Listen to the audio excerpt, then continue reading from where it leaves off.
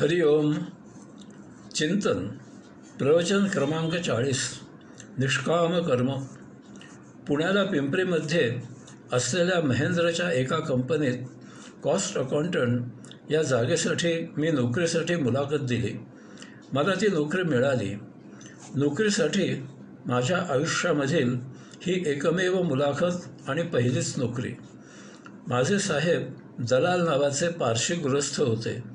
भला माणूस होता तो. चिकाटी, प्रामाणिकपणा, सर्वस्व झोकून देऊन काम, वक्तशीरपणा, सौंदर्याचा दृष्टिकोन, अत्यंत टापटीप इत्यादी गोष्टी त्यांच्या आणि माझ्या कुंडलीत सारख्याच असल्यामुळे त्यांची आणि माझी गट्टी जमली. मी माझे काम झाल्यावर आवड म्हणून फायनान्सचे कामात मदत करत होतो. हे पाहून मॅनेजमेंट अकाउंटंट्स रिपोर्ट तयार करायला साहेब माझी मदत घेऊ लागले. तेही काम मला शिकायला मिळाले. त्याने मला एक जीवनतत्त्व सांगितले.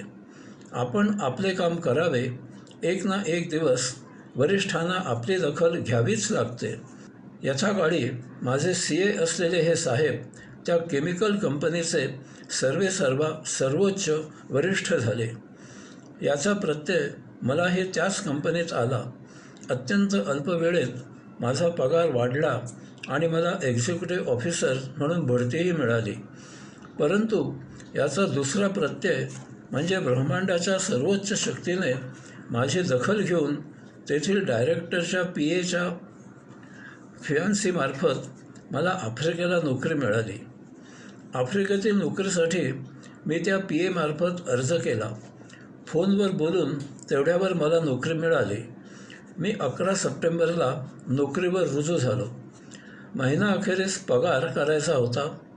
तेथे असलेल्या नियमानुसार अधिकाऱ्यांचा पगार चेकने दिला जात होता. बाकीच्यांचा रोख रक्कम दिली जात होती. गुप्ततेच्या कारणाने वरिष्ठांचा पगार काढण्याचे काम मलाच करावे लागणार होते. अर्जामध्ये नमूद केल्यानुसार मी माझा पगार काढला. त्यावेळा मी पाहिले की माझ्या जाग्यावर जे ब्रिटिश गृहस्थ होते त्यांचा पगार माझ्या बरोबर दुप्पट होता. त्यांनी 1 वर्षभर नोकरी केली होती. चेकवर फक्त चेअरमन साहेब सही करत असत. मी अधिकाऱ्यांच्या पगाराचे चेक घेऊन साहेबांकडे गेल्यावर त्यांनी मी माझा पगार 20 दिवसांचा काढलेला पाहिला, किंचित थांबले आणि सही केली. असे डिसेंबर महिन्यापर्यंत सुरू होते. माझ्या पगाराच्या चेकवर किंचित थांबून ते सही करत होते. मी कोणत्याही परिस्थितीत माझ्या पगाराबद्दल एक चकार शब्दही कधी बोलत नव्हतो. त्या ब्रिटिश गृहस्थांनी एप्रिल महिन्यामध्येच राजीनामा दिला होता. त्यामुळे तेव्हापासून ते फक्त अत्यावश्यक इतकेच काम करत होते. नवीन माणूस येण्याची वाट पाहत होते. मी तर परदेशी प्रथमच आलो होतो. संपूर्ण जबाबदारी एकट्याने कधी घेतली नव्हती. या लोकांच्या शब्दोच्चारांसाठी माझ्या कानांची आणि मेंदूची सांगड घालण्यात मला पहिले 10 दिवस लागले. या कालावधीत माझ्या व्हाईस चेअरमन साहेबांनी मला इंग्रजी येते की नाही अशी शंकाही व्यक्त केली होती. मी वीकेंडला 1.5 दिवसांची सुट्टी न घेता रात्रंदिवस काम करून मागील सर्व काम भरून काढले. माझ्या सहकाऱ्यांना मी सर्व परिस्थिती समजावून दिली. त्यांना काम अपूर्ण आहे याची जाणीव होती. त्या सर्वांनी मला फार उत्तम सहकार्य केले. 7 जानेवारीला साहेबांकडे बॅलन्स शीट दिला. महिंद्रमध्ये जे ऑडिटर होते तेच प्राइस वॉटरहाऊस अँड कंपनी तेथेही ऑडिटर होते. त्यामुळे त्यांना काय काय लागते हे मला पाठ होते. बॅलन्स शीट पाहून साहेब खुश झाले. त्यांनी ऑडिटरना बोलावून घेतले. ऑडिट झाले. सर्व अभिप्राय छान होते. साहेबांचा दुमजली भला मोठा बंगला होता. वरच्या मजल्यावर ते आणि खालच्या मजल्यावर मी राहत होतो. 29 जानेवारीला रात्री जेवण झाल्यावर साहेब माझ्याकडे आले आणि थोड्या इकडच्या तिकडच्या गप्पा करून एक कागद मला देत म्हणाले, जानेवारी महिन्यापासून तुझा पगार इतका कर आणि सप्टेंबर महिन्यापासून यामधील फरकाचा स्वतंत्र चेक काढ. असे सांगून मी माझी पत्नी आणि मुलगी यांना अरेबिकमध्ये सबा खैर म्हणजे गुड नाईट असे म्हणून निघून गेले. ते तेथून गेल्यावर कागदावरील आकडा मी पाहिला तर तो माझ्या अर्जावर नमूद केलेल्या पगाराच्या दुपटीहून जास्त होता. पुढे हेही सांगतो की साहेबांच्या मॅडम किंवा माझी पत्नी सुट्टीवर आलेली नसेल तेव्हा मी दर रात्री जेवण झाल्यावर त्यांच्याकडे जात होतो. ते त्यांचा भाचा आणि मी कामाबद्दल एक चकारी शब्द न बोलता गप्पांचा फड जमवत होतो. माझ्या पत्नीची आणि मॅडम साहेबांची बहिणीसारखी मैत्री झाली होती. दिवसभर त्या एकत्र असत. भगवंत श्री सांगतात, नेहाभिक्रम नाशोस्ती प्रत्यवायो न विद्यते. माऊली निरूपण करतात, तैसे ऐहिक तरी न नशे आणि भोक्षू तो उरला असे तेथ पूर्वानुक्रमू दिसे चोखाळता. जेथे पूर्वीपासूनचे असलेले कर्म शुद्धपणे जसेच्या तसे सुरू राहते तेथे इहलोकांच्या भोगामुळे त्यांचा नाश होत नाही आणि शिवाय या योगे मुक्तीची यात्रा मार्गस्थ होते. जरी देहबदल झाला तरी पूर्वीच्या शुद्ध संस्कारांचा कधीही नाश होत नाही. सद्यजन्मी त्याच शुद्ध संस्कारांच्या शिदोरीवर जीवन जगले जाते. यायोगे मुक्तीची यात्रा मार्गस्थ असूनही सद्य संचित संपवण्यासाठी उपभोग घेतले जातात. माझे पिताश्री, त्यांचे 2 परममित्र, एक परशुराम श्रीधर चितळे उर्फ बापू आणि दुसरे अनंत वासुदेव चितळे उर्फ भाऊ, या त्रिकुटाचे माझ्यावर अनंत उत्तम संस्कार झालेले आहेत. ते संस्कार गृहस्थी थाटली म्हणून नष्ट न होता ते मला आजपर्यंत योगिक जीवन जगायला मोलाची साथ देत आहेत. भगवंत श्री म्हणतात, व्यवसायात्मिका बुद्धिरेकेह कुरुनंदन. माऊली निरूपण करतात, जैसी दीपकडिका धाकुटी परी बहु तेजाते प्रकटी तैसी सद्बुद्धी हे थेकुटी म्हणू नये. माऊली दृष्टांत देतात की दिव्याची ज्योत लहान असते परंतु ती महालामध्ये सर्वत्र प्रकाश फैलावते. याचप्रमाणे आपल्यावर झालेला संस्कार छोटासा असतो परंतु तो आपल्या जीवनाला फार उपयुक्त होतो. माझ्यावर या त्रिकुटाने छोटे छोटे संस्कार केले परंतु मला ते आजपर्यंत फार उपयुक्त झाले आहेत. पिताश्री म्हणजे प्रसिद्ध परायण, कोणाकडेही कामाशिवाय जाणे नाही, काम झाल्यावर तेथे रेंगाळणे नाही, कोणाकडेही काही खाणेपिणे नाही. बापू मौन असत, गरज असल्यास थोडक्यात परंतु मुद्देसूद बोलत आणि ते हे सौम्य मृदू शब्दात. भाऊ अत्यंत शिस्तप्रिय, नीटनेटके, जेथली वस्तू तेथे ठेवणारे, मराठी संस्कृत भाषा प्रचूर, अंकगणित भूमिती या विषयात प्रवीण, वाक्प्रचार, म्हणी, संस्कृत सुभाषिते, तीव्र स्मरणशक्तीमुळे अचूक संदर्भ देऊन संभाषण रंगविणारे होते. हे त्रिकूट म्हणजे पूर्ण निर्व्यसनी, बुद्धिबळे, ब्रिज खेळायची आवड, मराठी वाङ्मयाच्या वाचनाची आवड. मी घरी फक्त पहिले 12 वर्ष होतो. त्या बालवयात या त्रिकुटाकडून प्रत्यक्ष किंवा निरीक्षणाने किंवा त्यांच्या आठवणीच्या स्मृतीने माझ्यावर जे संस्कार झाले त्यांचा मला आजपर्यंत भरपूर उपयोग झाला. हे संस्कार दिसायला फार लहान वाटतात परंतु यामुळे माझ्या अनेक अंगाने खूप फायदा झाला. 12व्या वर्षानंतर घराबाहेर राहूनही, परदेशी राहूनही मी संपूर्ण निर्व्यसनी, निरीच्छ, एकांतप्रिय राहिलो. भगवंत श्री सांगतात, कर्मण्येवाधिकार असते मा फलेषु कदाचन. मा कर्मफल हेतुर्भूर्मा ते संगस्त्वकर्मणी. तुला फक्त कर्म करण्याचा अधिकार आहे, कर्माच्या मोबदल्याचा कधीही नाही. कर्मफलाची इच्छा धरून कर्म न करण्याचा विचारही करू नको. माऊली निरूपण करतात, याची परी पाहता तुझं उचित होय आता स्वकर्म हे. माऊली पुढे म्हणतात, आम्ही समस्तही विचारिले तव ऐसेची हे मना आले, जे न सांडीजे तुवा आपुले विहित कर्म. माऊली आणखी पुढे म्हणतात, परी कर्मफळी आस न करावी आणि कुकर्मी संगती न भावी, ते सत्क्रियाची आचरावी हेतुविड. सर्व दृष्टीने विचार करता आपण प्राप्त नियत कर्म स्वीकारावे आणि मग विहित स्वकर्म करावे, यासाठी मोबदल्याचा विचार करू नये, हेच आपल्यासाठी हितकारक आहे. असे कर्म समोर आले असता ते न करणे हे अयोग्य आहे. आपले गतसंचित समाप्त व्हावे यासाठी नियती नैसर्गिकपणे आपल्यासमोर कामाची संधी आणून देते. अशावेळी हे लक्षात घ्यावे की हीच आत्मेच्छा असते, कारण औषात्म्याला म्हणजे पर्यायाने आपल्याला आपले गतसंचित संपवायचे असते. मी मोठ्या खुशीने महिंद्रमध्ये नोकरी करत होतो. माझ्या मनात कधी अन्य नोकरी करावी असा विचारही आला नव्हता. नुकतेच पिताजींचे देहावसान झाले होते. त्याआधी नुकतेच माझे लग्न झाले होते. आता कन्यकेचा जन्म झाला होता. माझ्यावर संपूर्ण कुटुंबाची जबाबदारी होती. कोकणात सोन्याच्या विटा होत्या, परंतु तेथे जाऊन बस्तान बसवावे हेही अशक्य होते. अशावेळी परदेशी जायची संधी नियतीने नैसर्गिकपणे माझ्यासमोर उभी केली. मी पत्नीशी बोलून हे माझे नियतकर्म करायची संधी स्वीकारली. एकदा संधी स्वीकारल्यावर तेथे गेल्यावर मी माझे विहित कर्म केले. यासाठी मोबदला काय, किती, केव्हा मिळणार याचा कधीही विचार केला नाही. दलाल साहेबांनी दिलेला कानमंत्र अंमलात आणला. त्याप्रमाणे माझ्या मोबदल्याचा विचार माझ्या साहेबांनी केला. पुढे भारतात आल्यावरही मी याच तत्त्वांचे पालन केले. भरपूर अडचणी आल्या, परंतु कधीही नियतीचा अस्वीकार केला नाही. त्याचा विचार योगेश्वरांनी केला. माझ्या आयुष्याचे भले झाले. मी सदानंदी झालो. जीवनाचे सोने झाले. कर्माचे तत्वसिद्धांत असे जाणून घ्यावे. 1. आपल्या कर्माचे फळ वाया जात नाही. ते या जन्मी मिळाले नाही तर ते पुढील जन्मी आपल्याला मिळते.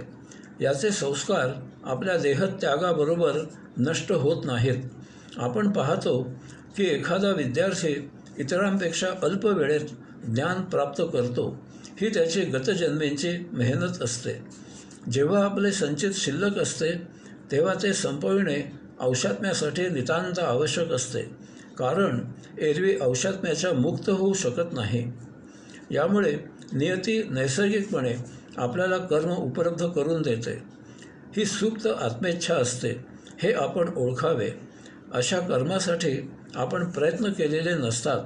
आपण अशा कर्माची अपेक्षा केलेली नसते. याला नियतकर्म असे म्हणतात. 3. एकदा नियतकर्म स्वीकारले की ते आपले विहित कर्म होते. म्हणजे असे नियतकर्म आपण त्या कर्माचे जे विहित नियम, शास्त्र, कायदे, प्रचलित प्रथा इत्यादी असतात त्याप्रमाणेच ते कर्म करायचे आहे. तर आणि तरच अशा कर्मांचे आपले संचित संपते. उदाहरणार्थ, एकदा आपण हिशेब तपासणीसाचे नियतकर्म स्वीकारले की त्या हिशेबात जे काही चूक असेल ते दुरुस्त करायला सांगायचे. तसे न केल्यास त्या चुका स्पष्टपणे आपल्या अहवालात नमूद करायच्या. पैसे घेऊन त्या चुकांकडे दुर्लक्ष करायचे नाही. हेच आपले विहित कर्तव्य कर्म आहे. 4. एकदा आपण कर्माचा स्वीकार केला की आपल्याला त्याचा मोबदला किती मिळत आहे याचा विचार करायचा नाही. आपल्याला कर्म करायचा अधिकार आहे, त्याप्रमाणे आपण कर्म करायचे. 5. आपल्या कर्माचा मोबदला ठरविण्याचा अधिकार आपण ज्याच्यासाठी कर्म करतो त्या आपल्या मालकाचा आहे. यात आपल्याला मत नाही. त्या मोबदल्याचा विचार करून आपण कर्म करायचे नाही. मला काय 4 दमड्या मिळतात, मी कशाला जास्त मेहनत घेऊ, हा विचार तत्वहीन आहे. कर्म जसे विहित आहे तसेच करायचे आहे. मोबदला आपल्याला मान्य नसेल तर दुसरे कर्म स्वीकारायचे. 6. योगस्थ कुरु कर्माणि संगम त्यक्त्वा धनंजय सिद्ध सिद्ध्योः समो भूत्वा समत्वं योग उच्यते. माऊली निरूपण करतात, तू योगयुक्त होऊनही फळाचा संगू टाकूनही मग अर्जुना चित्त देऊनही करी कर्मे. माऊली पुढे म्हणतात, आचरता सिद्धी गेले तरी काजाची कीर आले, परी ठेली याची सगुण जहाले ऐसेची माने. अर्जुना, तू योगयुक्त होऊन कर्म कर. त्या योगे फळाची अपेक्षा करू नको आणि मग मनापासून कर्म कर. आपण केलेल्या कर्मामध्ये कोणालाही खोट काढायला संधी देऊ नको. पूर्ण किंवा अपूर्ण कर्माविषयी तटस्थ रहा आणि कर्म कर. या समतोलपणालाच योग असे म्हणतात. आपल्याला पगार कमी आहे असे लक्षात येऊनही, पूर्वीच्या गृहस्थाने काम अपूर्ण ठेवलेले असूनही काये वाचे मने जराही कुरबुर न करता मी तनमन बुद्धी झोकून देऊन काम पूर्ण केले. तपासनिसांना त्यात खोट काढायला संधी दिली नाही. हे माझे आत्मेच्छेने मिळालेले कर्म आहे याची मला आत कुठेतरी सुप्तावस्थेत जाण होती. यात योगेश्वराचा काहीतरी निश्चितच हेतू आहे. त्याचा खुशीने स्वीकार करून त्यासाठी सहकार्य करणे हे माझे प्रथम कर्तव्य आहे याची मला आत कुठेतरी सुप्त जाणीव होती. 7. कर्मफळाची अपेक्षा न ठेवता केलेल्या कर्मापेक्षा कर्मफळाची अपेक्षा ठेवून केलेले कर्म निकृष्ट दर्जाचे असते. कारण असे कर्म आलिया भोगासी असावे सादर अशा भावनेने नाईलाजाने जुलमाचा रामराम केल्यासारखे केले जाते. यात कर्माची गुणवत्ता खालावते. भगवंत श्री म्हणतात, तस्माद्योगाय युज्यस्व योग कर्मसु कौशलम. माऊली निरूपण करतात, जे विद्धियोगा योजिले त्याची पारंगत जाहले ही उभय संबंधी सांडिले पापपुण्य. जेव्हा योग साध्य होतो तेव्हा मन आणि बुद्धी यांचा समन्वय साध्य होतो. यालाच बुद्धियोग असे म्हणतात. या योगे कर्माचे कसब, कौशल्य, कला साध्य होते. यामुळे आपल्यामधील पापपुण्याचे सर्व द्वंद्व नष्ट होतात. कारण बुद्धीने केलेले परखड विश्लेषण मनाकडून स्वीकारले जाते. मन जीवात्म्याच्या प्रेरणेचा विचार करून उपभोगांसाठी उद्युक्त होते. यामुळे सम्यक आचार घडतो. 9. निर्द्वंद्वावस्थेत अंगी वैराग्य, विरक्ती, अलिप्तपणा साध्य होतो. करवंटीमधील सुकलेल्या नारळाप्रमाणे आपण भौतिकात राहूनही, समाजात असूनही अध्यात्मामध्ये रत असतो. 10. यालाच भगवंत श्रींनी स्थितप्रज्ञ अवस्था असे म्हटले आहे. ती साध्य झाली की यथाकाळी समाधीचा आनंद प्राप्त होतो. आपली मुक्तीची यात्रा आरंभ होते. येथपर्यंत आपण निसर्ग सिद्धांत, जीवन सिद्धांत, कर्मसिद्धांत पाहिले. आता येथून पुढे त्रयस्थपणे सृष्टीलीला अवलोकन करण्यासाठी प्रत्यक्ष जीवन कसे जगावे यावर चिंतन करायचे. यामुळे आपण सुखदुःख याऐवजी सदानंदी कसे जगावे याचा विचार करायचा. अंशात्मा असलेले आपण आपल्यामधील चैतन्य, प्राण, ऊप इत्यादी योगे जीव उत्क्रांत करून त्याच्या माध्यमामधून स्वनिर्मित सृष्टीलीला अनुभवित असतो. हेच आपल्या या विश्वयात्रेचे एकमेव प्रयोजन आहे. यासाठी आपण जीवाला संपूर्णपणे आपल्या सान्निध्यात ठेवतो. इतके की त्याच्याने आपल्यामध्ये सीमारेषा पुसली जाऊन त्याला जीवात्मा अशी संज्ञा प्राप्त होते. यामुळे जगताना जेव्हा जेव्हा आपण स्वतःचा उल्लेख करतो त्यावेळी आपण जीवात्म्याचा उल्लेख करत असतो. कारण जीव प्रत्यक्ष जीवन जगत असतो. अंशात्मा आणि जीवात्मा यामध्ये गल्लत न करता त्यामधील ही अतिसूक्ष्म असलेली सीमारेषा समजून घ्यायची. हे ज्ञानाने उमजले तर अतिगहन असलेला कर्मयोग समजणे सुकर होते. बँकेत कॅशियर त्रयस्थपणे नोटा सांभाळत हाताळत असतो. तो आपपरभाव इदम न मम याचा विवेक जाणून कर्मयोग करत असतो. याचप्रमाणे हा देह आपला नाही, हे जीवन आपले नाही, हे सर्व औषात्म्यासाठी आहे.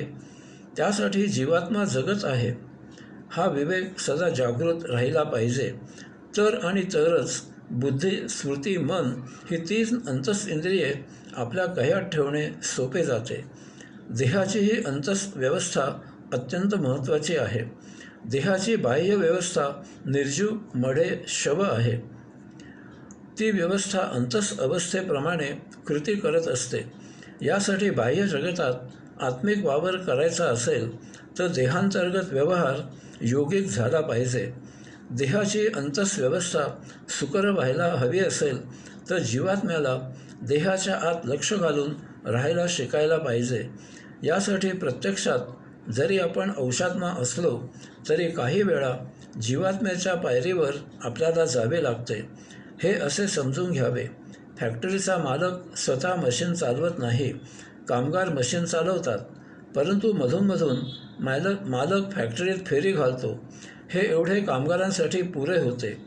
तसेच आपण जीवात्म्याच्या पायरीवर असल्याचा आभास निर्माण केला तरी पुरे होते. इंद्रिये नियंत्रणात राहतात. हरिओम.